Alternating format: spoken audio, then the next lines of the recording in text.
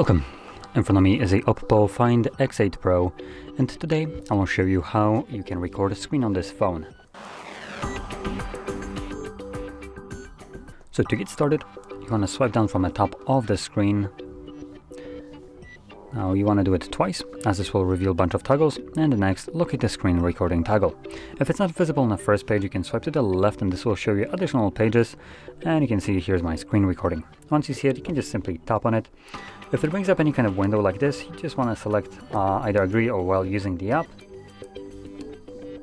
Get started, and then choose what kind of sound will be recorded. We have system and microphone. You can have both of those enabled at the same time, though I would recommend using something like headphones for this, as when having the system sound come through speakers and the microphone also recording, it might create an unwanted echo effect.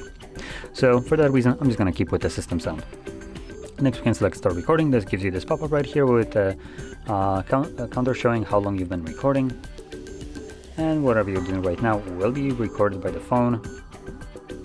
Once you're done, you can interact with this and then click on the square right here to stop the recording.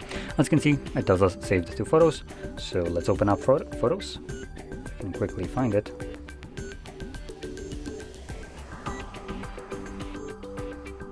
There we go, photos. And you can see it right here at the very front.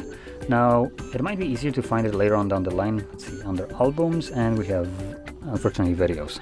So it looks like this device will store your screen recordings to the video album, which also consists of actual like camera videos. Still a little bit cleaner than just looking for any kind of screen recording throughout your entire gallery, which consists of videos, screen recordings, screenshots, photos, downloaded media, and stuff like that. But anyway, here it is. So if you found this video helpful, don't forget to hit like, subscribe, and thanks for watching.